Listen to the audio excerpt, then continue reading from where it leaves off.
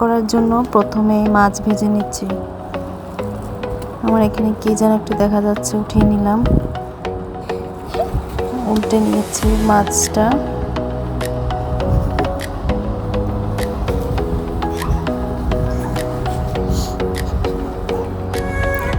চুলা ফ্লেম একটু পাতিল চেঞ্জ করে নিলাম। তারপর পেঁয়াজ কুচি দিয়ে দিলাম তেলের মধ্যে। মাছ ভাজে তেল ছিল, ওই তেলের মধ্যে টমেটো কুচি ভেজে একটু রসুন বাটা দিয়ে দিলাম। রসুনটা একটু ভেজে নিচ্ছি তেলের মধ্যে, যেন রসুনের গন্ধ না থাকে। হলুদের গুঁড়া, মরিচের গুঁড়া দিয়ে দিচ্ছি।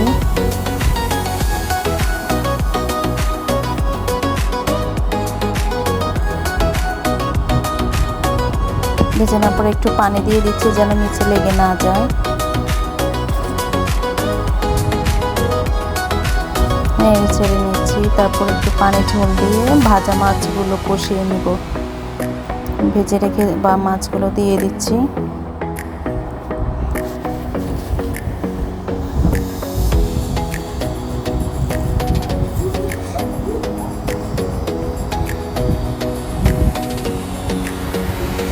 এগুলো কষাবো এখন।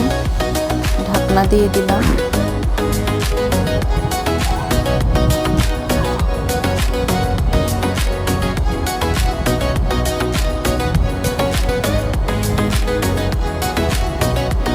একটু পানি দিয়ে দিলাম। পানি দিয়ে মাছগুলো উঠিয়ে নিব।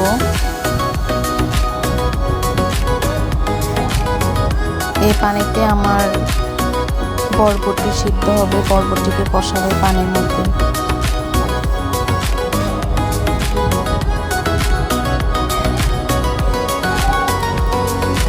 পানিটা একটু বলক আসলে বরবটিগুলো দিয়ে দিচ্ছি।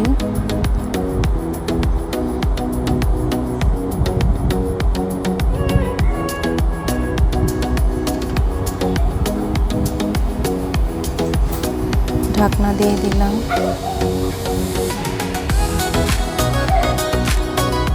কষিয়ে নিচ্ছি।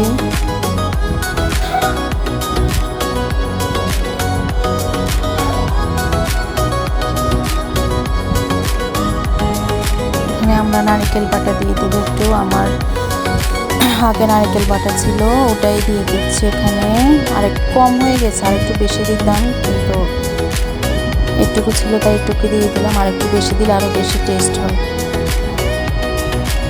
আমরা নোয়াখালীতে নারকেল বাটা ইউজ করি বরবটির মধ্যে। কিছু কিছু সবজিতে আছে আমরা নারকেল বাটা ইউজ করি, যেমন বরবটি, শসা, কিছু কিছুতে আমরা বরবটিটা ইউজ করে থাকি। আমরা নারকেল বাটাটা ইউজ করে থাকি, সরি।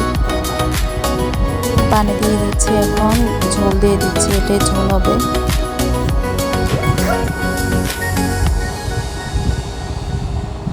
ঢাকনা দিয়ে দিচ্ছি। এই পানিতে আমি ঝোল হয়ে আমরা ঝোলটা হালকা উতলানোর পরে মাছগুলো দিয়ে দিচ্ছি, ছেড়ে দিলাম ভাজা মাছ।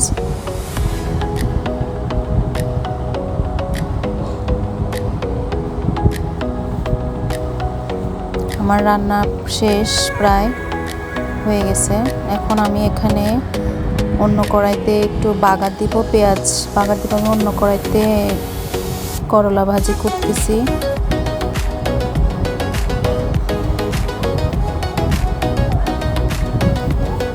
এখানে আমি বরবটির মধ্যে বাগার দিব, তাই আমি পেঁয়াজটি বেরেস্তা করতেছি। আমরা এটাকে বাগার বলি, ফোড়ন দিচ্ছি আর কি।